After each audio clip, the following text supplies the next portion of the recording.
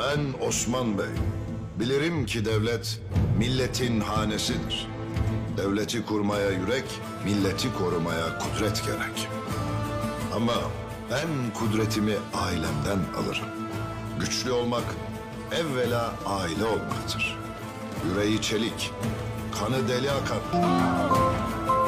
Evladım Orhan. Ay maşallah, ay maşallah. Aklı pusadından keskin. Yiğitlerden yiğit olan evladım Alaaddin. Gözümün ışığı, hanemin neşesi, güzeller güzeli Fatmam. Ve en büyük ailem milletim.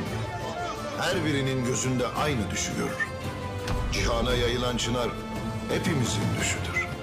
O düş ki tek bir sancak altında dev bir aile olmaktır.